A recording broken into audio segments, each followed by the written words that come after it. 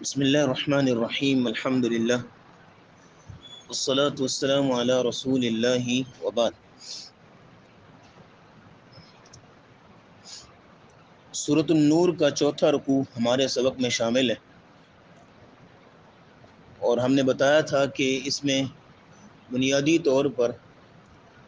5 احکام ہیں، جس میں ایک حکم ہم گزشتہ 2 دروس میں بیان کر چکے ہیں۔ اب اگلی 2 آیتوں میں 3 احکام اکٹھے آ رہے ہیں، 5 احکام ہیں ٹوٹل اس پورے رکوع میں۔ ایک ہم نے وہ بیان کر دیا کہ اجازت لے کے استئذان اور استئناس کر کے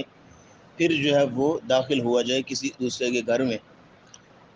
ایک چادر چار دیواری کا، پرائیویسی کا جو تقدس اور تحفظ اسلام نے دیا ہے اس کا خیال رکھا جائے۔ اب آیت نمبر 31 اور 32 میں 2 آیتوں میں مزید 3 احکام دیے گئے ہیں، اور وہ ہیں کہ نمبر 1 نظر کی حفاظت، نمبر 2 سطر کی حفاظت، نمبر 3 پردہ خمار، جس میں محرم اور غیر محرم کے سامنے، محرم ہو تو اس کے سامنے کس انداز سے عورت کو آنا چاہیے، اور غیر محرم ہے تو اس کے سامنے کس انداز سے عورت کو آنا چاہیے، اس میں فرق بتایا گیا۔ یہ تیسرا حکم۔ تو بنیادی طور پر یہ 3 احکام یہاں پہ دیے گئے 2 آیتوں میں۔ اس سے پہلے ایک چھوٹی سی گزارش اس حوالے سے، ان احکام کے حوالے سے وہ نوٹ کر لیجئے۔ وہ یہ ہے کہ ہمارے معاشرے میں مرد اور عورت دونوں اکٹھے رہتے ہیں۔ ایسا نہیں ہو سکتا کہ آپ مردوں کے لیے ایک الگ ملک بنا دیں، وہاں صرف مرد ہی رہ رہے ہوں، اور عورتوں کے لیے الگ جو ہے جگہ بنا دیں، صرف عورتیں ہی رہیں۔ ایسا نہیں ہو سکتا، کیونکہ معاشرے میں مرد اور عورت اکٹھے رہیں گے، کیونکہ معاشرہ بنتا ہی ایک مرد اور ایک عورت سے، دونوں کا اکٹھے رہنا ناگزیر ہے۔ تو پھر اگر اکٹھے رہ رہے ہیں ایک گاؤں میں، ایک قصبے میں، ایک سوسائٹی میں، ایک معاشرے میں، ایک ملک میں جہاں مرد بھی ہیں وہاں عورتیں بھی ہیں، تو پھر یہ ہے کہ آمنا سامنا بھی ہوگا۔ اور یہ تو نہیں ہو سکتا نا کہ ایک مرد جو ہے وہ گھر سے نکلے اور واپس گھر آنے تک اس کو کوئی عورت نظر ہی نہ آئے، ایسا نہیں ہو سکتا۔ یا یہ ہے کہ ایک عورت گھر سے باہر نکلتی ہے تو واپس گھر آنے تک اسے کسی مرد نے دیکھا ہی نہ ہو، ایسا ہو ہی نہیں سکتا۔ یعنی کہ ایک معاشرہ ہے، ایک معاشرے کے اندر مرد اور عورت اکٹھے ہیں تو آمنا سامنا تو ہوگا۔ اس لیے پھر اسلام نے اصولی ہدایت بیان کر دی کہ اگر اکٹھے رہنا ہے وہ تو رہنا پڑے گا، لیکن یہ ہے کہ کس طرح رہنا ہے وہ تعلیم دے دی، اور کس طرح رہنا ہے اس حوالے سے یہ 3 احکام ہیں: نظر کی حفاظت، سطر کی حفاظت، اور یہ ہے کہ محرم اور غیر محرم میں تمیز۔ یہ فرق کر لیا جائے تو بات ختم۔ اس کی ایک اور آپ وجہ نوٹ کریں کہ اسلام نے، اللہ رب العزت نے یہ ایک فطری طور پر مرد اور عورت کی ایک دوسرے کے ساتھ ایک کشش رکھی ہے، ایک اٹریکشن رکھی ہے، خاص مقصد کے لیے، خاص حکمت کے لیے۔ اب خاص مقصد کیا ہے کہ نسل کی جو ہے وہ آگے اللہ رب العزت کو پھیلانا چاہتے ہیں، انسانیت پھیلانا چاہتے ہیں، وہ ایک خاص مقصد ہے۔ لیکن یہ ایک کشش جو ہے، ایک اٹریکشن جو ہے، ایک ایسا منہ زور گھوڑا ہے کہ اگر اس کو قابو میں نہ کیا جائے تو بہت سی خرابیاں اور بہت سے فتنے پیدا ہو سکتے ہیں۔ اس لیے پھر اسلام اس طرح کے رولز دیتا ہے، اس طرح کی تعلیمات دیتا ہے کہ اپنے اس جنسی جذبے کو ڈسپلن میں رکھو، قابو میں رکھو، حد میں رکھو، اس باؤنڈری کے تحت رہو۔ اور پھر یہ ہے کہ اسلام چونکہ بنیادی طور پر ایسے دروازوں کو بند کرنا چاہتا ہے کہ جن دروازوں کی طرف جانے سے، یا اگر دروازے کھلے رہ جائیں تو انسان جنسی بے راہ روی کا شکار ہو سکتا ہے اور بہت سی جہالت کا ارتکاب کر سکتا ہے۔ تو اس لیے یہ 3 احکام جو ہے ہمارے سامنے آگے۔ تو اس میں اللہ رب العزت فرماتے ہیں قُل للمؤمنین، آیت نمبر 31 ہے، قُل للمؤمنین، نہیں آیت نمبر 30 سوری، قُل للمؤمنین، کہہ دیجئے ایمان والوں سے، یغضوا من ابصارہم، کہ وہ اپنی نظروں کی حفاظت کریں۔ یغضوا کا معنی نگاہیں جھکائیں، من ابصارہم اپنی کچھ نظریں۔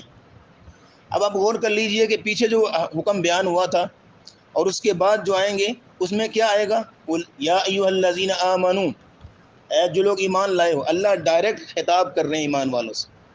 لیکن یہ جب حکم آیا نا، اس میں اللہ نے خطاب نہیں کیا، اس میں رسول اللہ کو کہا کہ ان کو کہو کل للمؤمنین، کہہ دو ان مومنوں سے۔ اب یہ بھی ایک الگ اس میں حکمت نظر آ رہی، ایک مقصد نظر آ رہا ہے کہ پیچھے جو احکام سارے آ رہے ہیں وہ خطاب کے سیغے سے آ رہے ہیں، یا ایھا الذین آمنوا یا ایھا الذین آمنوا، اللہ ڈائریکٹ ہمیں خطاب کر رہے ہیں ایمان والوں، لیکن یہاں پہ رسول اللہ کو درمیان میں ڈالا گیا اور کہا کل للمؤمنین، ان مومنوں سے کہہ دو۔ اس کی وجہ یہ ہے کہ یہ حکم ہی بڑا اہم اور بنیادی ہے، اور بڑی اس میں کوتاہی کی جاتی ہے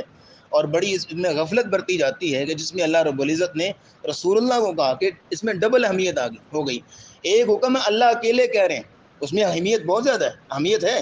لیکن ایک حکم ہے کہ اللہ کہہ رہے ہیں اے میرے نبی تم ان مومنوں کو کہہ دو، یعنی رسول اللہ کے ذریعے کہلوایا جا رہا ہے، تو اس حکم کے اندر مزید اہمیت جو ہے وہ آ گئی اور اس کی تاکید آ گئی۔ قل کہہ دیجئے ان مومنوں سے یغضوا من ابصارہم، کہ اپنی نگاہیں جھکا لیں۔ نگاہیں جھکانے کا مطلب یہ نہیں ہے کہ ہر وقت جو ہے وہ نظر نیچی کر کے بندہ گردن نیچے کر کے چل رہا ہو اور آگے کوئی رستہ نظر ہی نہ آئے، ایسا مطلب نہیں ہے۔ مطلب یہ ہے کہ جن چیزوں کو دیکھنے سے منع کیا گیا ہے ان چیزوں کو نہ دیکھو۔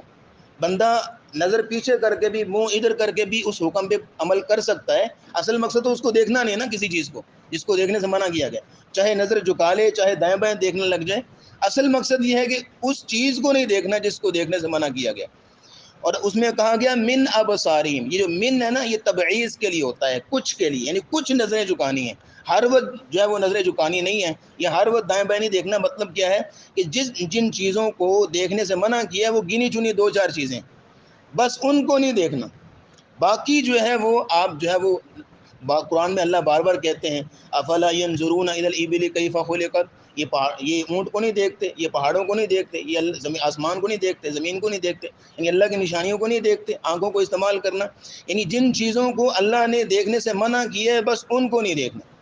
تو فرمایا قل للمؤمنین، کہہ دیجیے ان مومنوں سے یغضوا من ابصارہم، کہ اپنی نظریں جھکائیں، وَيَحْفَظُوا فُرُوجَهُمْ، اور اپنی سطر کی، اپنی شرمگاہ کی حفاظت کریں،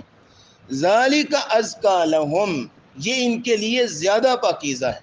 اب ہم نے بتایا تھا کہ اس رکوع کی خاصیت ایک اور بھی ہے کہ اس میں جب بھی کوئی حکم بیان کیا جاتا ہے نا تو آیت کی اینڈنگ میں یہ کہا جاتا ہے ذَلِكُمْ خَيْرٌ لَكُمْ، یہ تمہارے لیے بہتر ہے، ذَلِكَ أَزْكَىٰ لَهُمْ، یہ ان کے لیے بڑا پاکیزہ ہے، یعنی اس حکم کو بیان کر کے اس حکم کی مزید تاکید اور اہمیت کے لیے کچھ ورڈنگ ایسی یوز کی جاتی ہے تاکہ اہمیت بیٹھے دلوں کے اندر۔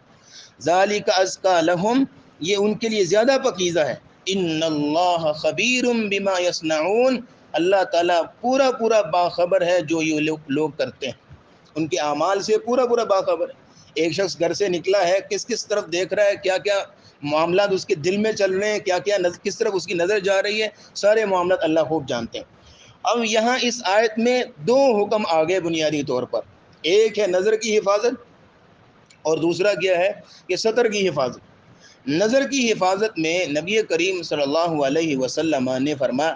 صحیح بخاری کی حدیث ہے کہ اللہ رب العزت نے ہر انسان کے لیے زنا کا ایک حصہ لکھ دیا ہے، اور آپ نے فرمایا وہ انسان کر کے رہے گا۔ اس کا یہ مطلب نہیں کہ اللہ نے لکھا ہے تو اب وہ کرے گا، اللہ نے مجبور کر دیا ہے، اس کا مطلب نہیں ہے۔ مطلب یہ ہے کہ اس بندے نے چونکہ کرنا تھا تو اللہ نے پہلے ہی سے اس کو لکھ رکھا ہوا ہے اور وہ بندہ کرے گا۔ اور اس میں نبی اسلام نے فرمایا آنکھوں کا زنا یہ ہے کہ انسان ایسی چیز کو دیکھے جس کو دیکھنے سے منع کیا گیا، ہاتھوں کا یہ ہے کہ اس چیز کو چھوئے جس کو چھونے سے منع کیا گیا، کانوں کا یہ ہے کہ ان باتوں کو سنے جن کو سننے سے منع کیا گیا ہے، اور زبان کا یہ ہے کہ اس شخص سے یا اس عورت سے یا اس لڑکی سے بات کرے جس سے جو ہے بات کرنے کو منع کیا گیا، یا اس انداز سے بات کرے جس انداز سے بات کرنے کو منع کیا گیا۔ اور آپ علیہ الصلوۃ والسلام نے اس میں آنکھوں کا بھی ذکر کیا، تو اس کو فرمایا وَزِنَ الْعَيْنِ النَّظَرُ، آنکھوں کا زنا کیا ہے کہ حرام کردہ چیزوں کو دیکھنا۔ اور نبی کریم صلی اللہ علیہ وسلم نے اپنے داماد علی رضی اللہ تعالیٰ عنہ کو نصیحت کی تھی، فرمایا لا تتبع النظرة النظرة فإن لك الأولى وليست لك الآخرة، آپ نے فرمایا کہ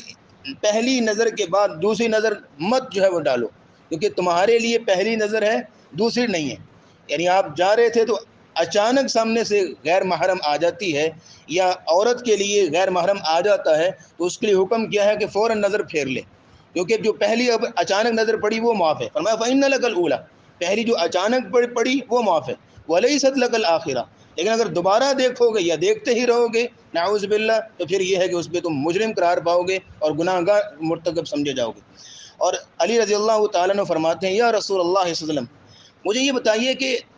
سألت رسول اللہ صلی اللہ علیہ وسلم عن نظرۃ الفجاءۃ، میں نے رسول اللہ سے اچانک نظر پڑنے کے بارے میں پوچھا تو اس وقت کیا کریں؟ آپ نے فرمایا اصرف بصرک، فوراً اپنی نگاہ کو پھیر لو۔ اس لیے کہ احادیث کی روشنی میں اگر دیکھا جائے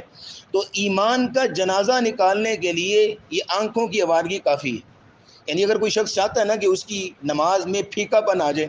نماز میں شوق نہ رہے، ذوق نہ رہے، عبادت سے دل اچاٹ ہو جائے اور عبادت میں وہ انٹرسٹنگ نہ رہے نعوذ باللہ،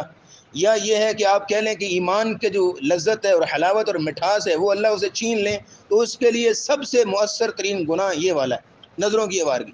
لیکن جو شخص چاہتا ہے کہ عبادت میں شوق ہو، دلچسپی بڑھے، عبادت میں مزید لگن اور شوق اس کا بڑھ جائے، اور یہ ہے کہ اللہ رب العزت اس کو ایمان کی حلاوت اور لذت اور مٹھاس اس کو دے دیں، تو پھر یہ ہے کہ اپنی نظروں کو پست کر لے، اپنی نظروں کی حفاظت کر لے۔ دیکھیے کہ 24 گھنٹے میں کہاں کہاں جو ہے وہ ایسی حرام کردہ چیزوں پر میری نظر تو نہیں پڑی۔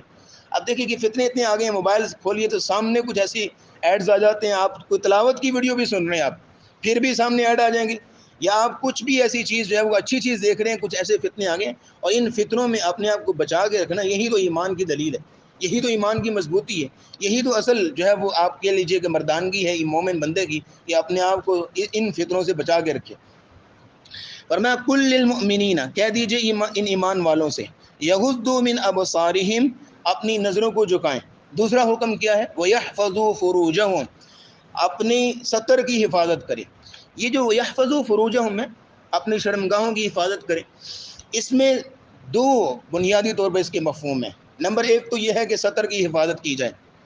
اور دوسرا یہ ہے کہ اپنی شرمگاہ کو حرام سے بچایا جائے۔ یہ دو بنیادی طور پر حکم ہے، اور پہلے نظر کی حفاظت بیان کی گئی، اور پھر جو ہے وہ اس میں وَيَحْفَظُوا فُرُوجَهُمْ کہا گیا۔ اس کی وجہ یہ ہے کہ اگر نظر کی حفاظت کی جائے تو وَيَحْفَظُوا فُرُوجَهُمْ تک بات ہی نہیں پہنچتی، وَيَحْفَظُوا فُرُوجَهُمْ تک بات پہنچتی ہے، یہ اس میں غفلت ہوتی ہے جب انسان نظر کی حفاظت ہی نہیں کرتا، اس لیے اس کو پہلے بیان کیا گیا اور اس کو بعد میں کیا گیا۔ تو سطر کی حفاظت کے بارے میں صحابی روایت کرتے ہیں، میں نے رسول اللہ صلی اللہ علیہ وسلم سے پوچھا یا رسول اللہ، قرآن کہہ رہا ہے کہ اپنی سطر کی حفاظت کریں، تو آپ علیہ الصلوۃ والسلام نے فرمایا احفظ عورتک الا من زوجتک، اپنی سطر کی حفاظت کرو سوائے اپنی بیوی کے۔ اور کہتے ہیں یا رسول اللہ جب ہم تنہا ہوتے ہیں تو اس وقت بھی؟ آپ نے فرمایا اللہ احق ان یستحیی منہ من الناس، اللہ زیادہ حق رکھتا ہے کہ اس سے حیا کی جائے بنسبت لوگوں کے۔ اگر لوگوں سے تم نے اپنے سطر چھپا کے رکھنا ہے تو تنہائی میں بھی، ان اوقات میں بھی جو ہے وہ اپنی سطر کی حفاظت کرو۔ یہی وجہ ہے کہ صحابہ کرام جب غسل کرنے لگتے تھے تو اس کے لیے بھی صحابہ کرام جو کپڑا باندھ کے غسل کیا کرتے تھے۔ حالانکہ غسل خانے میں اب دروازہ بند ہے، انسان جو ہے وہ پورا پردہ ہے، اس کے باوجود بھی صحابہ اس چیز کا خیال رکھتے تھے، کیونکہ رسول اللہ نے کہہ دیا اللہ احق ان یستحیی منہ، اللہ زیادہ حق رکھتا ہے کہ اس سے حیا کی جائے۔ اور مرد کا سطر کیا ہے؟ عورت کے حوالے سے چونکہ اگلی آیت میں حکام آئیں گے وہاں بات کریں گے انشاءاللہ۔ مرد کا سطر جو ہے وہ ناف سے لے کے گھٹنوں تک، یہ سطر ایسا ہے کہ جس کو ہر وقت اس نے چھپا کے رکھنا ہے، اور اگر کمپلیٹ کپڑے پہنتا ہے جس میں کندھے بھی ڈھکے ہوئے جیسے ہمارا لباس ایسے ہی ہوتا ہے الحمدللہ، تو پھر اس میں زیادہ اچھائی ہے اور بہتری ہے اور خوبصورتی ہے۔ تو فرمایا وَيَحْفَظُوا فُرُوجَهُمْ، اپنی سطر کی حفاظت کریں، ذَلِكَ أَزْكَىٰ لَهُمْ، یہ ان کے لیے زیادہ پاکیزہ ہے، إِنَّ اللَّهَ خَبِيرٌ بِمَا يَصْنَعُونَ، بے شک اللہ تعالیٰ پوری طرح باخبر ہے جو یہ لوگ کرتے ہیں۔ انشاءاللہ یہ آیت نمبر 30 ہے، اس میں دو بنیادی حکام آگے۔ تیسرا حکم جو ہے وہ اگلی آیت میں ہے، اور وہ یہ ہے کہ محرم اور غیر محرم میں تمیز انشاءاللہ اگلے درس میں بیان کریں گے۔ وآخر دعوانا الحمدللہ رب العالمین۔